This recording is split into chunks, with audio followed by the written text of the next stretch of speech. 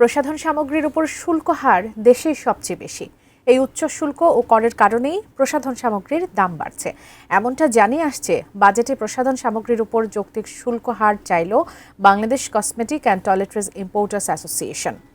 সকালে এক সংবাদ সম্মেলনে সংগঠনটির সভাপতি মোহাম্মদ জহিরুল হক ভূঁইয়া বলেন, অন্তর্বর্তীকালীন সরকারের সময় আমদানি করা প্রসাধনের উপর সর্বনিম্ন 50 এবং সর্বোচ্চ 150% শুল্ক আরোপ করা হয়।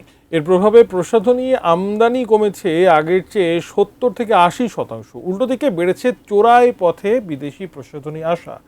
ফলে সরকার হারাচ্ছে বিপুল পরিমাণ রাজস্ব। পাশাপাশি বৈধ পথে আমদানি না হওয়ায় নকল প্রসাধনীতে বাজার সয়লাভ হয়ে প্রতারিত হচ্ছেন ক্রেতারাও। এমন বাস্তবতায় বাজারে সুস্থ প্রতিযোগিতা এবং ক্রেতারা যেন স্বল্প মূল্যে প্রসাধনী কিনতে পারে, সেজন্য প্রসাধনীর শুল্ক হার যৌক্তিক পর্যায়ে নামিয়ে আনার দাবি জানান ব্যবসায়ীরা। রাজস্ব বৃদ্ধি, অবৈধ পণ্য প্রবেশ নিয়ন্ত্রণ হবে এবং ভোক্তাদের জন্য আমরা সহনীয় মূল্যে এই সকল পণ্য প্রসাধনী সামগ্রী নিশ্চিত করতে পারব। এর উপরে আমরা টোটাল ইন্ডেক্সটা যেটা আমরা করেছি, যেটা সরকার করেছে তা আমরা 30% হ্রাস করার জন্য জোর দাবি জানাচ্ছি।